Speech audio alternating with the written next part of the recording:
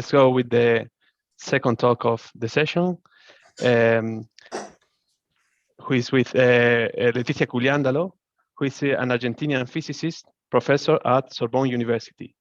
After completing her PhD at the Universidad of La Plata, she was a postdoctoral researcher at Sapienza University of Rome and Pierre and Marie Curie University, before becoming a researcher for the French National Center for Scientific Research in 1996.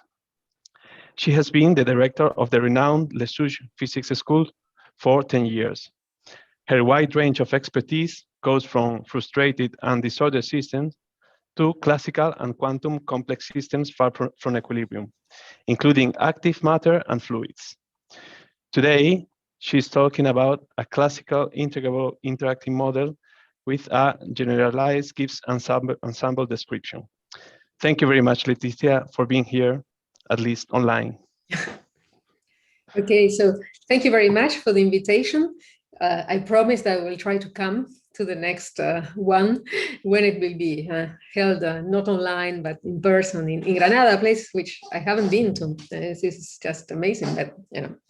Anyway, so let me start with my talk. So I'm going to tell you about recent work I've been doing with colleagues here in Paris and in Argentina as well, on a problem that it's a classical mechanics problem motivated by the present large interest in quantum out of equilibrium systems, actually. So as a kind of introduction and motivation, let me tell you that there has been a lot of work in the last 15 years or so, experimental, theoretical, and numerical work on the study of quantum problems in isolation. This requirement, let's say, is motivated by the fact that experimental people working with cold atom gases, basically, they can keep their samples rather isolated from the environment, at least during the times of measurement that they can reach.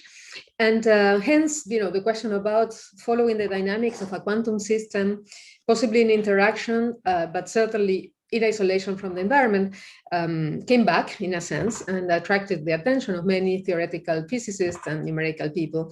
And I included some names on this slide who have been very influential in the last years, but there are of course many more who have been interested by these problems. So the questions that people ask are basically whether an isolated quantum system can reach some kind of equilibrium. And as I said, it was boosted by these quantum quenches procedures that I will define in a second in cold atomic systems, but also by studies of many body localization, which I guess that David Hughes will talk about in this meeting later in the week. But of course, we can say, well, okay, you have a quantum system in isolation. Can we go back to the old question of ergodicity in classical problems? Try to reproduce the same settings that people use in the quantum realm and do it in a classical problem and try to give an answer to the same sort of questions and maybe give the same or different, or you know, try to understand which kind of answers you can give. So what are these quantum quenches? So what people do is that they prepare their quantum systems in isolation with some Hamiltonian, for example, choosing it to be in its ground state or in any density matrix related to this Hamiltonian H naught at initial time t0, let's say. And then let the system evolve under the unitary time evolution, but using a different Hamiltonian from the one with which you prepare the initial state or the initial mixture. So H is different from H naught. So then you can say, okay, let's follow the evolution of this quantum problem and see whether locally a steady state is reached in some large n limit of the system, size going to infinity or being very large in the case of the experimental samples. And if it does reach some steady states, then whether these observables that you can measure locally, whether they could be described by some thermal equilibrium density matrix of the usual Gibbs-Boltzmann kind, or either all these local observables describable in this way, or only some of them, or maybe not, and then ask whether there are other density matrices that could play this role, replace the usual one of thermal equilibrium, and describe the observables that one would like to measure. So these are the sort of questions that people asked in the quantum world, but of course you can ask the very same questions in the classical realm. So you can say, well, take a classical isolated problem with a Hamiltonian H0, prepare it in some initial configuration, say thinking in terms of particle systems with the initial coordinate and momenta of the n particles that you may have in your system, and take this configuration, for example, from the Gibbs-Boltzmann distribution associated to this H0, but then evolve it with a different Hamiltonian and ask what happens. Does the system reach some steady state? Is it the one of thermal equilibrium or not? And what do observables of different kinds do in the long time limit of the evolution? So in the classical context, say that the system approaches a steady state, that it's a very large, infinite volume, infinite number of particles sort of situation that you have in hand. So then the system is isolated from the environment. So then it can be proven, and there is an argument which is rather simple in this paper by this author from like 3 years ago, roughly. So you can prove that the time averages of the observables, which are not very, pathological, coincide with statistical averages of a microcanonical measure, this rho, which I'm not defining here, but in which for the kind of problems I'm going to be interested in, which are integrable systems where you have as many constants of motion as degrees of freedom in the problem, you can prove, following these arguments, that these time averages should be equal to the statistical averages measured with that rho, where you have to fix all the constants of motion to their initial values. So you reduce, if you wish, the surface in phase space where the systems can move in usual situations in which the problems are not integral and where you only have the energy as a global conserved quantity, to a much smaller space where you have to fix all these constants of motion, which are n in number. But on that surface, you have a microcanonical distribution, which works fine. Now, then you can say, well, now I'm going to be interested in some local observables of my problem, and then I want to know whether a canonical measure of the e to the minus beta h kind applies to this problem or not. And this is much less obvious, and this is the kind of issue I want to discuss in this talk. So the interest will be, as I said, in integrable models, problems which have as many constants of motion as degrees of freedom. And the strategy will be to choose a very simple, but not completely trivial, such integrable model, which will have interactions. So the degrees of freedom will interact non-trivially between them. And this problem, because of these interactions in normal thermal equilibrium, has an interesting phase diagram with the phase transition and two different phases characterized in different ways with different order parameters. And to pick initial conditions from this thermal equilibrium situation of this problem, switch off the coupling to the buff at an initial time t, and let the system evolve with a different Hamiltonian from the one with which I chose my initial conditions. So that's the equivalent of the quantum quench applied to the classical problem, with the peculiarity of choosing initial conditions from thermal equilibrium, because this gives me more possibilities, let's say, and makes the problem richer, because the model I will choose has a non-trivial phase transition in thermal normal equilibrium. So what we can do is we can solve the dynamics of this problem after the quench with different techniques. We can build a generalized Gibbs ensemble of canonical kind, which I will define and discuss, use it to compute canonical averages, and compare the time-dependent and the statistical averages and show that they coincide in a rather non-trivial way. So in this way, we will prove that the asymptotic limit of local observables is well captured by this generalized Gibbs ensemble in a classical problem, which is non-trivial and with the phase transitions and many other peculiarities, which I will discuss. Okay, so let me start by defining the model I will work with. And actually the model, why did we choose this model? Well, because we know it very well It's a well-known problem in the context of disordered systems, problems with random couplings, as you will see. It's also a well-known problem as a mean field model for just ferromagnetic phase order in kinetics in the low temperature regime. So we know a lot of things about this model. We will modify it a little bit to make it integrable and then study it with techniques that we also know from disordered systems literature. So let me spend a couple of minutes describing this problem. So this is the so-called spherical Sherrington-Kirkpatrick model, or P = 2 model in the jargon of disordered systems. It was introduced by Koselleck and Jones in the 70s. The potential energy is a two-body potential energy, where you can imagine that you have real spins sitting on the vertices of a complete graph, fully connected graph. Coupling strengths are these JIJs. They are chosen from a Gaussian PDF, for example, with zero mean and conveniently normalized variance in such a way that this sum, which runs over all two couples of spins which I can have in the system, gives energy in the end, which will be extensive. And the second term here is a term which imposes a spherical constraint on these real spins and makes them live as coordinates of a vector on a sphere of radius square root of n. Okay, so this is a spherical constraint. We will impose it on average over my configurations, and Z is a Lagrange multiplier that it's there to impose this spherical constraint. Now, these JIJs are symmetric. They are taken from a Gaussian PDF, each of the elements in this symmetric matrix. So we know from random matrix theory that the eigenvalues of this JIJ are distributed according to this semicircle law.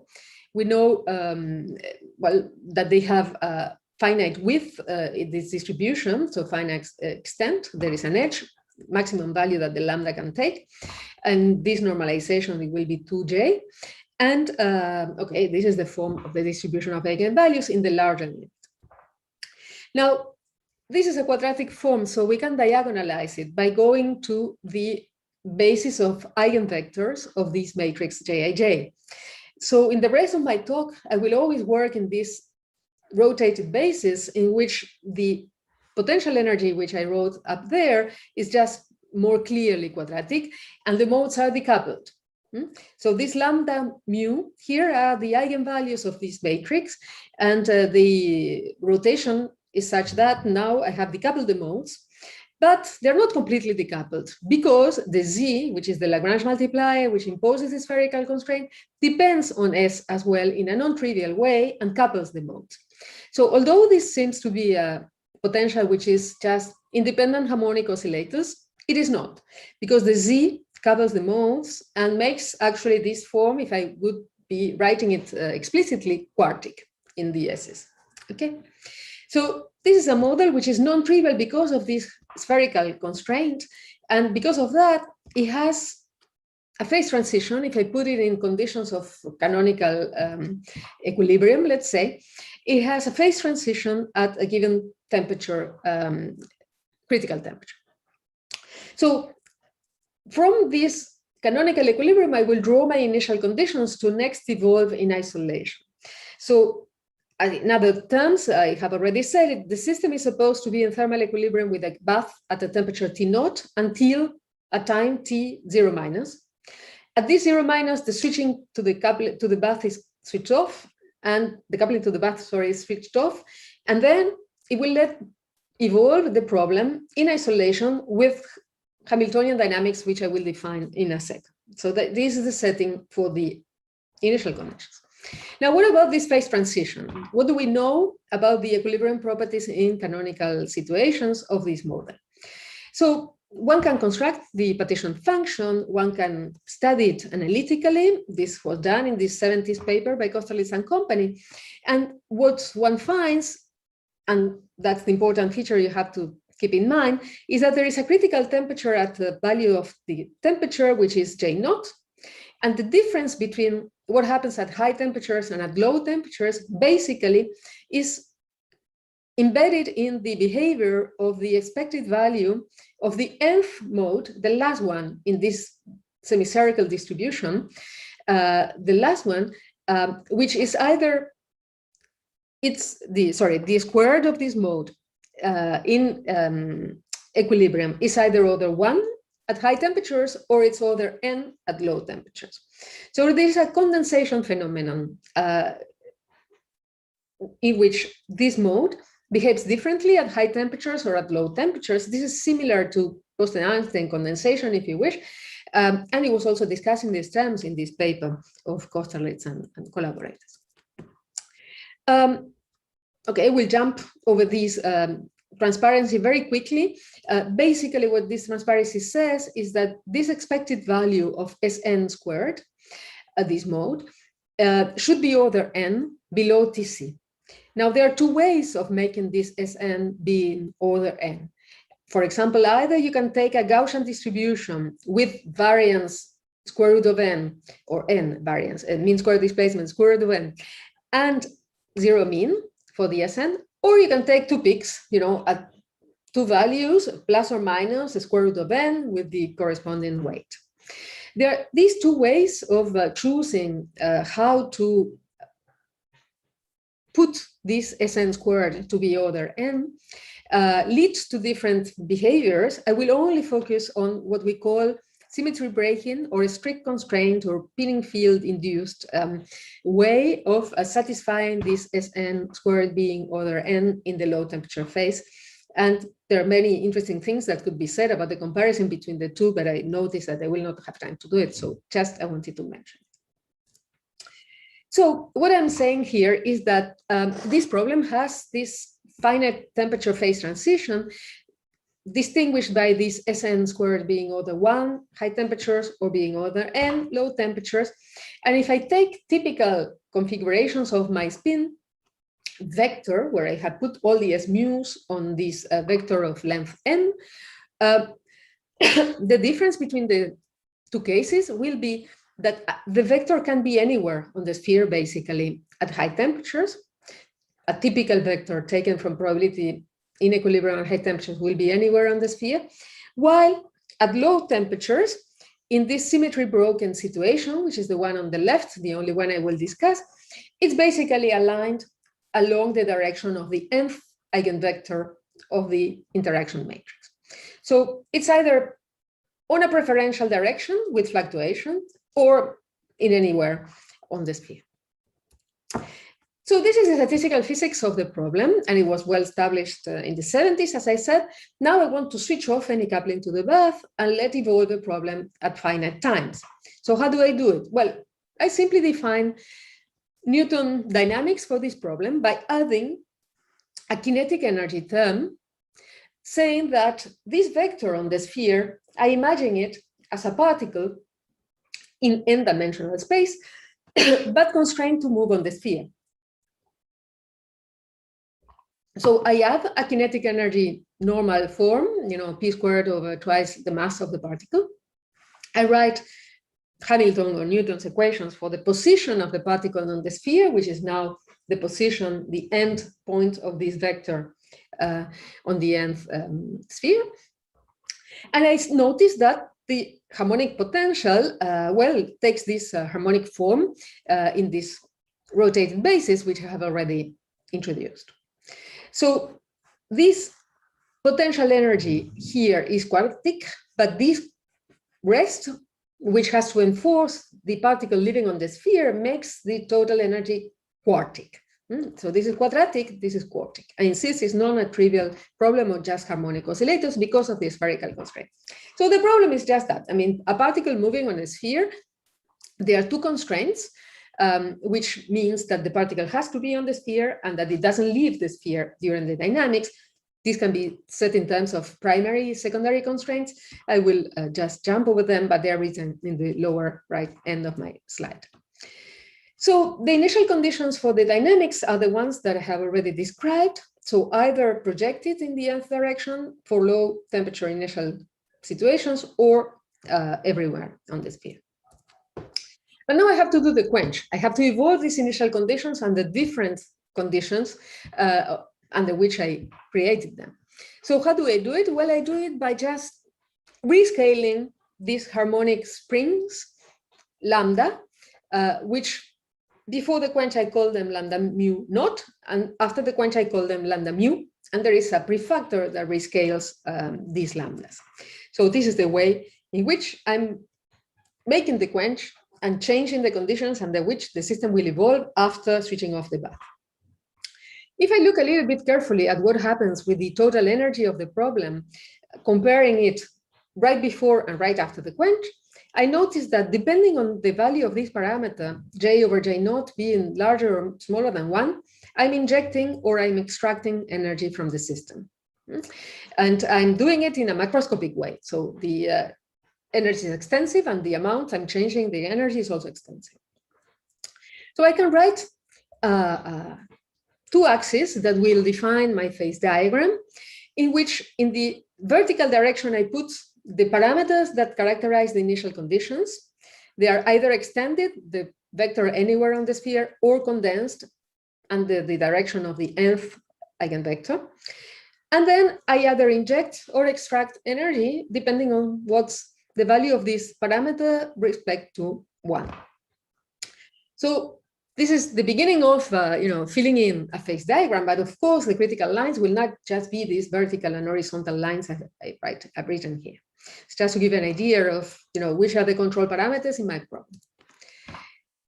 Next, I can have a little bit more insight on when I do these quenches, which are the modes which are receiving or giving more energy via the quench.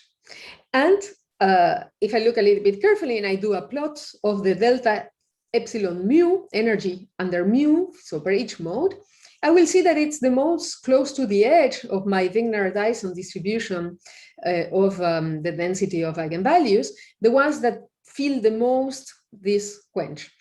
Indeed, they are the softer modes, and those are the ones which receive or give more energy during the quench. And this will have an influence later on as well. And then I say, well, okay, now I have a classical mechanics problem, right? I have a particle moving on a sphere under harmonic potentials. Is this known or not? And indeed, this problem was introduced by Neumann in this date, which I'm writing over there in a mathematical journal. This is the front page of the journal, and this is the beginning of the article by Neumann. It's just the same one. It's a particle on a sphere and their harmonic potentials with the strict constraint of the particle moving on that sphere. And later on, there will become important a condition that all the spring constants of the harmonic potentials are different. So this problem feels like being an integrable problem, and indeed it is. For example, Uhlenbeck in the 80s, she identified which are the constants of motion of this problem, which are modified angular momenta, which involve the spring constants in this way. So these are all the constants of motion of the problem of the particle moving on the sphere. And you see that here, well, it's better than lambda nu is different from lambda mu, otherwise this diverges. So here you see the constraint of the lambdas being different.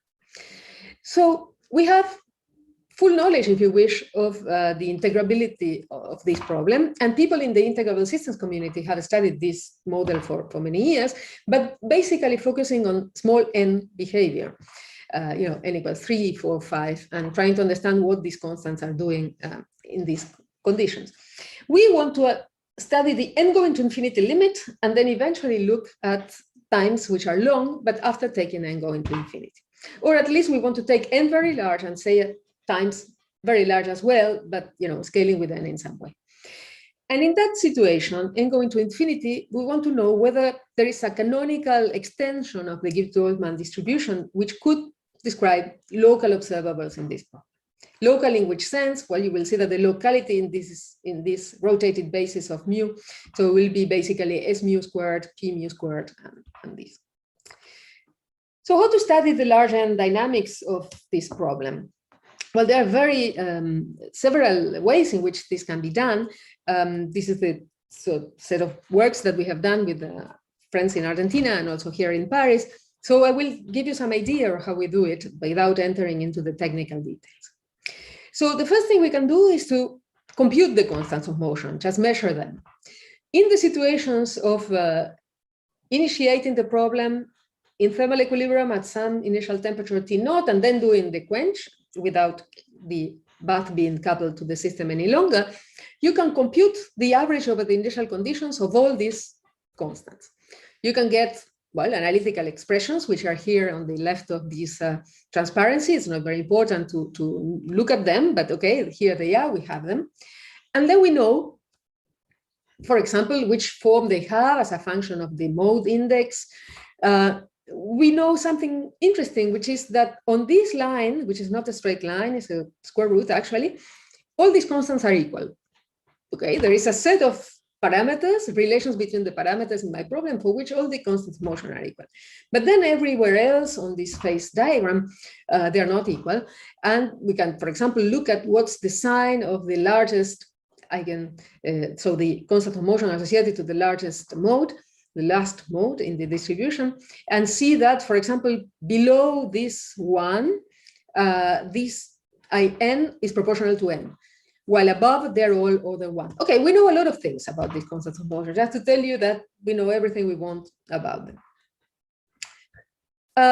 This is just a plot of how they look, and again, it's the edge of the spectrum, the one that behaves in a more interesting or difficult or weird way. And there is the scaling with n, which can appear, or divergences and things like that.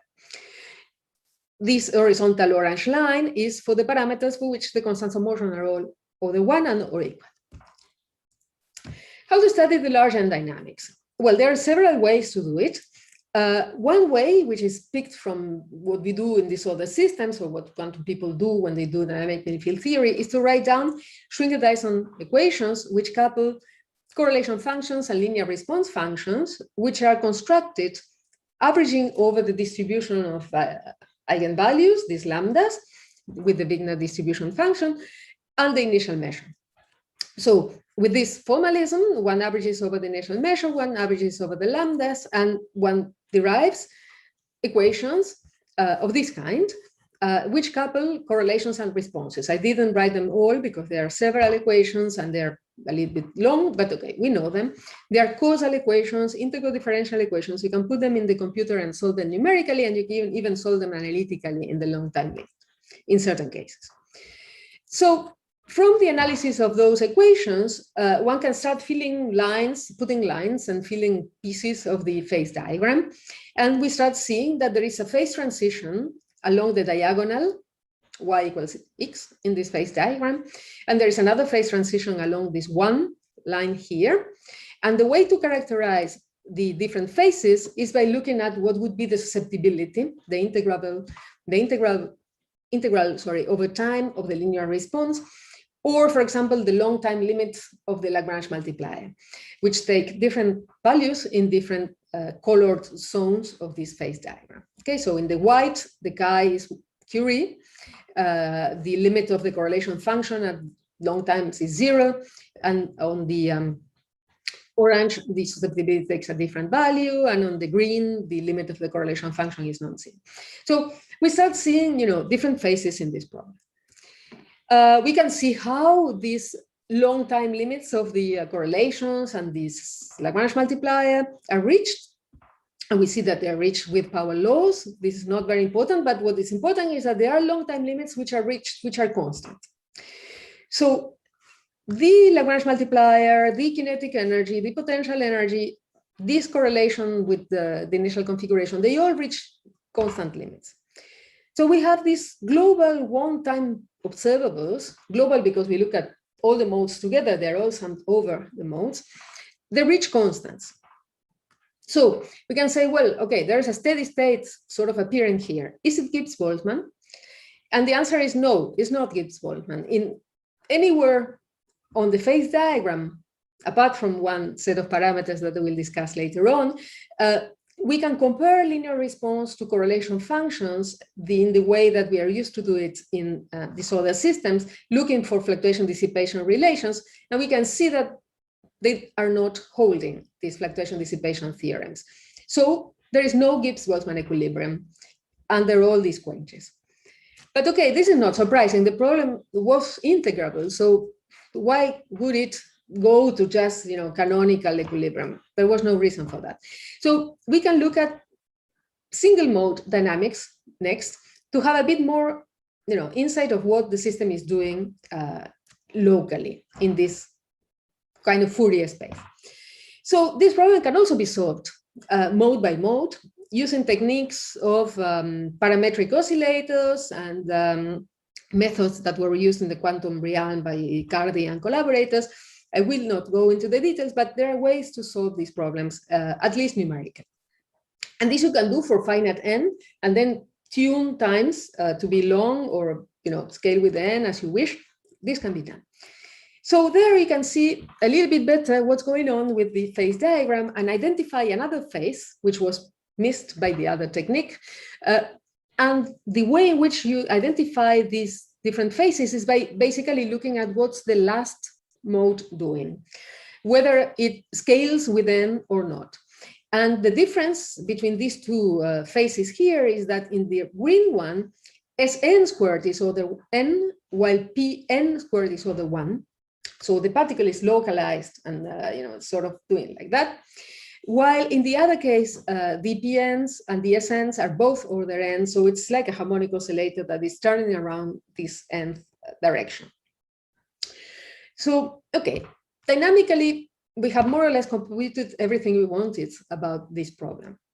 So this is a sketch of what the system is doing in the different sectors of the phase diagram in what I call sector 1 and sector 2 for extended initial conditions where the particle was everywhere the sphere, it moves everywhere in the sphere as well during the dynamics.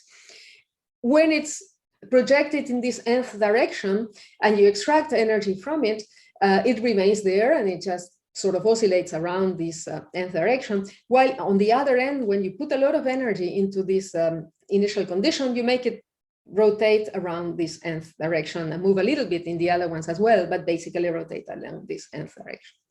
So this is what the model is doing. Is there a stationary asymptotic measure for this problem? Let's construct a generalized Gibbs ensemble by using all these constants of motion, extending the e to the minus beta h by e to the minus Lagrange multipliers gamma mu's, which I don't know a priori, times these I mu's of Uhlenbeck. Okay, so this is a proposal.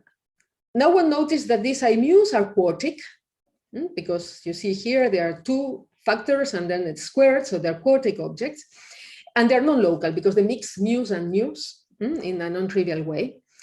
But okay, we can try to deal with this and see what happens. The gamma mu's should be fixed by requiring that the average of these I mu's under this measure be equal to the averages of the I mu's in the initial conditions. So the constants that we have used in the quench, that we have obtained the set in the quench. So for this problem, a priori, we know the exact expression of the GGE measure. Now the question is whether we can compute with it or not, being a quartic object in the exponential. But the thing is that with techniques of these other systems, again, we can deal with that. We can deal with these quartic terms, and we can show that actually, under this measure, the expected values of the S mu squared and the P mu squared take this harmonic oscillator sort of forms, with the non-triviality of there being the Lagrange multiplier here, and the fact that the temperatures of each of the modes are different.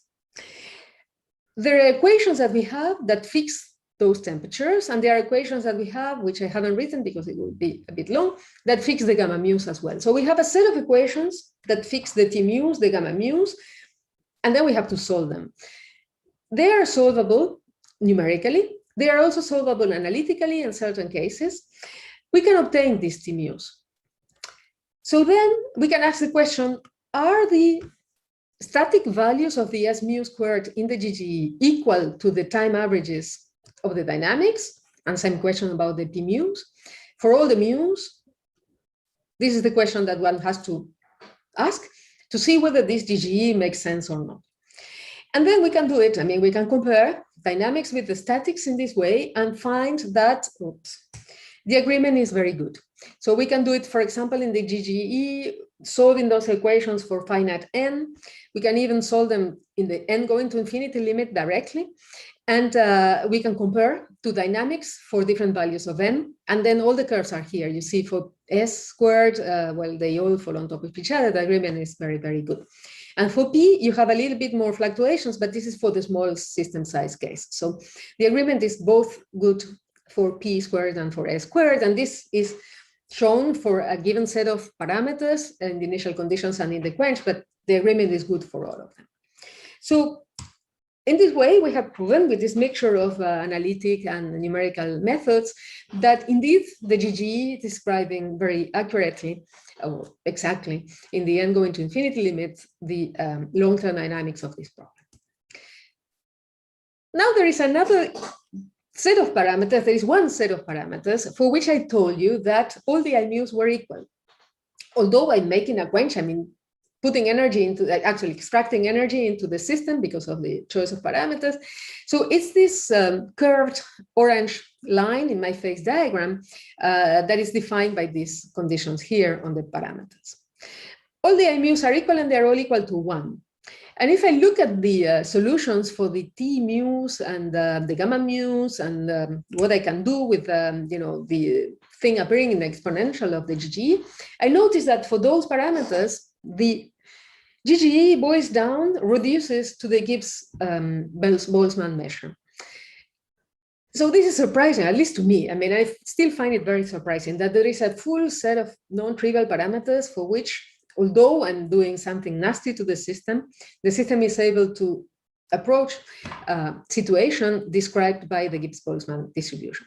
And this can be checked, well, also numerically, not even analytically like this in the GGE formalism, but it can also be checked numerically, I mean, working with the correlations and the linear responses and seeing that they behave as in thermal equilibrium at a temperature, which is this J over here. So this is special for this line in the phase diagram. Okay, so finally, last thing I want to say is that when the experimental people, for example, the cold atom people deal with these sort of problems, of course, they don't have direct access to this GGE Lagrange multipliers or the effective temperatures that could arise in their measurements they cannot access the GGE directly one by one, one of the modes per one of the modes. So one can ask the question, is there a global dynamic measurement doable in an experiment that could give you access to these mode temperatures in this problem, for example? And the answer is yes. And the way to do it is to go back to these fluctuation dissipation relations, which are out of equilibrium, so they won't necessarily hold, but you can compare the linear response to the correlation function, especially in the frequency domain, is where this is done better. If the system were in thermal canonical equilibrium, this ratio should be equal to the thermal bath temperature, but of course our cases are not. But then you can construct this left-hand side, plot it, and see what happens. And what happens is that you will get some frequency-dependent curve, beta of omega, which is drawn here with black lines. But then you realize, doing a little calculation, not so little in the case of interacting problems, but well, okay, an argument that we developed with these people here. We did it for quantum, but here we are testing it for classical, which tells you that if you look at the frequencies that you choose to correspond to the mode frequencies of the GGE, then you read the inverse temperatures of the GGE in this way. So, okay, this is a little bit involved said with words. Basically, the message here is that there is a way to use these fluctuation dissipation relations where you measure a global response and you measure a global correlation function. You construct the ratio between the two, and you obtain a beta of omega, which is the beta mu from the GGE. And the beta mu from the GGE is shown here, actually the analytical form for n going to infinity with orange lines, and then with dots red for a finite n problem. I mean, finite n case, the same case, but with finite n. So you see that the agreement is very good. The worst is the dynamical one because it's difficult to control what's going on at high frequencies in the numerical solution of the Schwinger-Dyson equations. But okay, apart from that, the agreement of these curves is very good. So this gives like sort of a handle to be able to measure these mode temperatures in a measurable way, in an accessible way. Summary. So what did I tell you? The goals that we achieved is that we managed to solve the global dynamics with Schwinger-Dyson dynamic field theory equations for this problem. Is non-trivial. They're all coupled and so on. It's not just harmonic oscillators. We also managed to solve the mode dynamics with these parametric oscillator techniques of the Neumann model, in which we work on average. I insist upon this because it's a little technical issue, but it's important. So we impose the spherical constraint on average over the initial conditions in the dynamics, on average over the measures in the GGE calculations. So this is what we call the soft Neumann model. With the GGE measure, we were able as well to compute these statistical averages, and we compare them to the dynamical ones, and they coincide. Then there is this FTT relation that allows you to extract the T mu's with the global measurements. Next, you can say, well, okay, this is very nice, but are these averages that you make a little bit dangerous?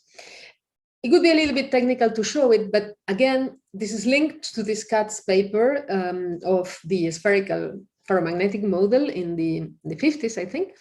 And basically what you can show is that in almost all sectors of my phase diagram, one can prove that the soft Neumann model and the strict Neumann model, where you impose the spherical constraint strictly, are identical. So this is certainly true for high temperature initial conditions. It's also true for low temperature initial conditions where you extract energy. Now, when you inject a lot of energy, this is no longer true. Actually, there are fluctuations of the constraints themselves which grow and that make the soft model we dealt with different from the strict model that Neumann had defined, living really on the sphere. Okay, this is something that is related to inequivalence of ensembles in a sense, but okay, we'll not discuss it in more detail. So, okay, this is again the summary of what I said, written in words, and I want to finish by thanking the organizers for inviting me to give this talk and hoping to be able to meet in person soon in Granada and in other places as well.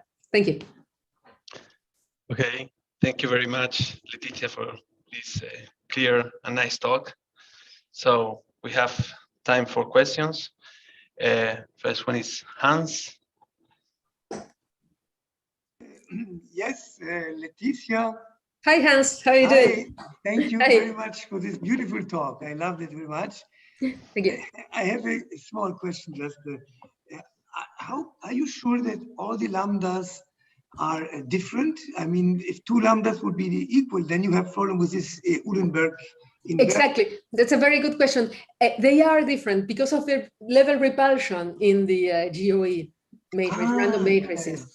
Actually, okay, I should go in the opposite direction. So for my choice of problem, I'm sure they are different, and that's no doubt about it. What we would like to do next, and that we are a little bit well, we haven't really tried hard, but we would like to go to the spherical ferromagnet, the problem without randomness. And then, okay, then the equivalent of the lambdas could be the modes, the Fourier modes of the problem. Mm-hmm. And there you are not sure that they can coincide, in the limit of n going to infinity, you don't have this level repulsion. So then I don't know how to do it. So we are safe because of the level repulsion. It's just a kind of a miracle, yes. Thanks a lot. Thank you. You're welcome, yes. Okay, there is also Spawn.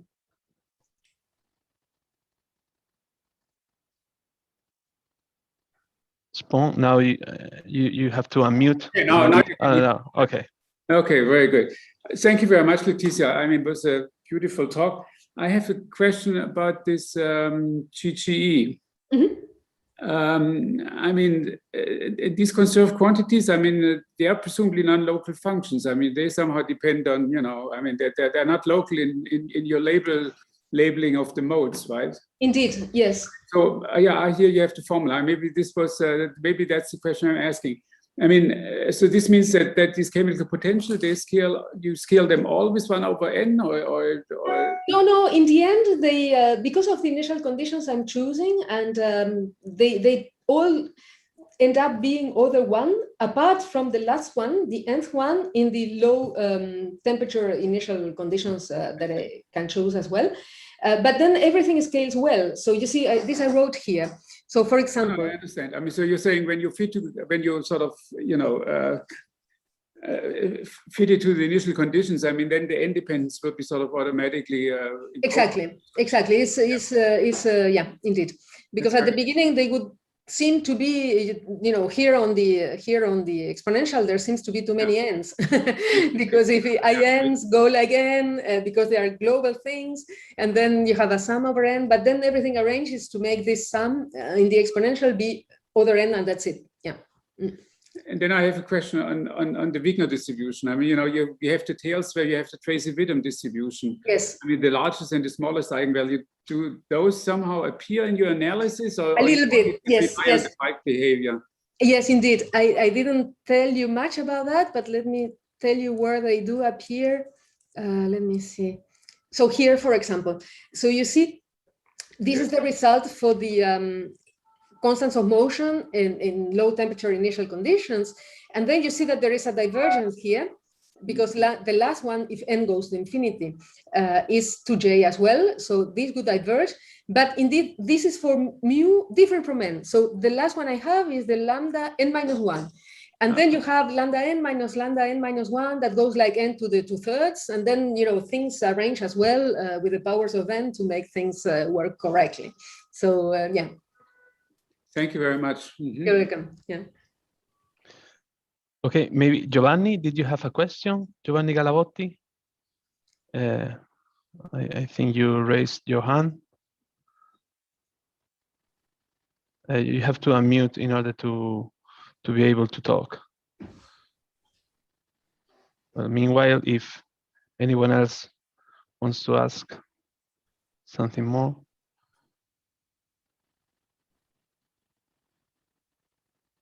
Okay.